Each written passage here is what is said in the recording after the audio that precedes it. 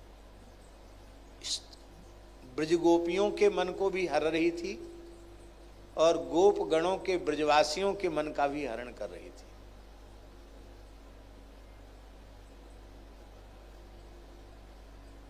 मोहन नारी नारी के रूपा पन्न गार्ग्य चरित अनूपा। स्त्रियां प्रायः स्त्री की ओर आकृष्ट नहीं होती और नहीं होती इतना ही नहीं है, और रहस्य की बात यह भी है वो अपने से ज्यादा सुंदर दूसरे को मानती नहीं, भले ही सुंदर न हो। सुंदरी से सुंदरी में कोई ना कोई खोट खोज लेगी, स्त्रियों का स्वभाव होता है।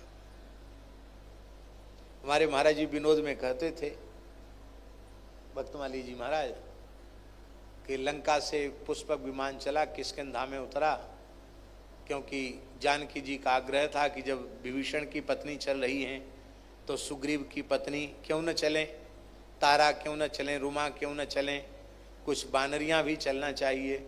तो थोड़ी देर के लिए विमान किष्किंधा में उतरा। तो महाराज जी कहते थे बंदरियों की बड़ी भीड़ भई, बानरी ही तो थी सब, बड़ी भीड़ भई कि भाई कितनी सुंदर रही हैं जानकी जी, जिनके लिए इतना भारी युद्ध हुआ। देखें तो चारों ओर से आके दर्शन। अब किशोरी जी के सौंदर्य का क्या कहना, लेकिन उन्होंने कहा अरे काय बात की सुंदर है, पूछ तो इनके है ही नहीं। बोलो वृंदावन बिहारी। क्या कहा उन्होंने कि काय बात की सुंदर है, पूछ तो इनके है ही नहीं।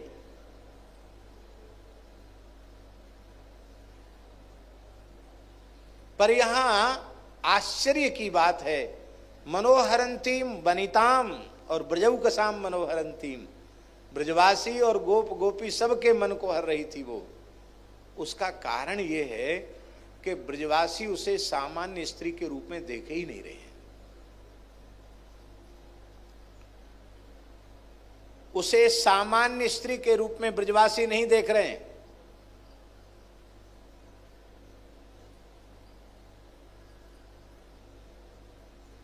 गोप क्या समझ रहे हैं, ब्रजवासी अनुभव कर रहे हैं कि बाबा ने लाला के जन्म पे दधी कांधों पर बधाई पर इतनी संपत्ति लुटाई है, इतनी संपत्ति लुटाई, बाबा को खजानों खाली है गयो।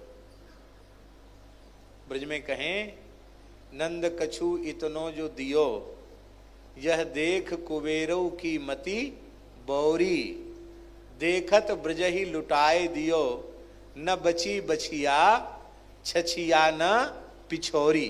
बहुत प्रसिद्ध पंक्ति है किसी कवि की, न बची बछिया छछिया न पिछोरी।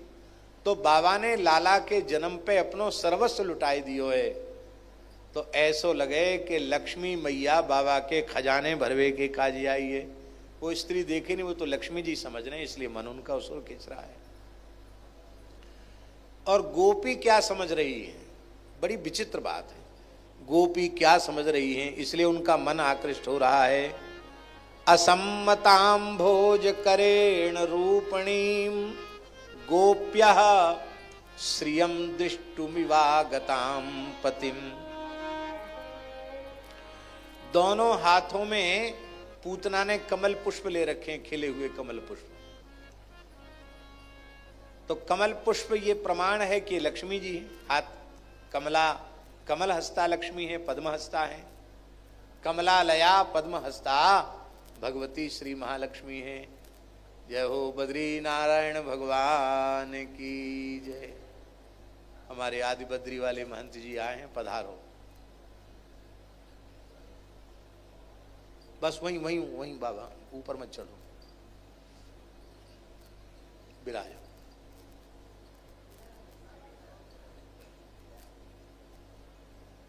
उधर जाओ बाबा, बाबा और आगे जाओ, और आगे जाओ। तो राम जी क्या कह रहे थे? हाँ, गोपियों ने देखा कि या ने अपने दो हाथन में कमल पुष्प ले रखे हैं, ये लक्ष्मी जी है। तो कमल पुष्प की, नागिया जी कमल पुष्प की उपमा दे रहे हैं। असम्मताम भोज करेण रूपणीम, ये कमल नहीं है, ये दो स्वर्ण प्रदीप हैं, दीपक हैं ये दीपक लेकर खोज रही है, ये लक्ष्मी जी है, और ये कमल नहीं है, ये हाथ में स्वर्ण प्रदीप हैं। क्या खोज रही है? बोले या लाला के सौंदर्य को देख के ऐसो लगे कि ये सामान्य बालक नहीं है, ये तो साक्षात वैकुंठनाथ नारायण है। नारायण ही तो एक सुंदर है सके, गोपी सोच रही है। अब नारायण तो नंद को लाला बन गयो, अब बेचारी लक्ष्मी मैया अकेली बैकुंठ में कहा करे मक्खी मारे का, तो अपने पति को अन्वेषण कर रही है। दो ही हाथन में कमल पुष्प लेके अपने पति खोज रही है, कहाँ है हमारो पति? चली जा चली जा, नंद महल में चली जा, तो ये अपने पति के दर्शन है जाएंगे और दर्शन करके तू निहाल है जाएगी। ऐसे दर्शन वैकुंठ में नहीं है, शिशु रूप में नारायण के दर्शन कहाँ होंगे? तो ये विशेष बात है। आपकी दृष्टि आपके अंतःकरण को प्रकट करती है।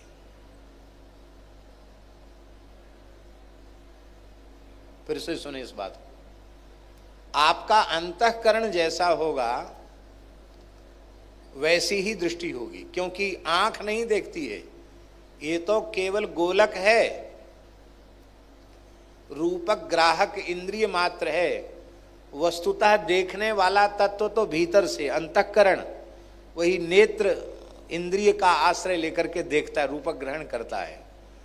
तो जब हृदय में श्री कृष्ण बसे हुए होंगे या श्री कृष्ण के जन बसे हुए होंगे, तो हम जहां नजर डालेंगे या तो श्री कृष्ण दिखाई पड़ेंगे या श्री कृष्ण के प्राण प्यारे कोई भक्त संत दिखाई पड़ेंगे।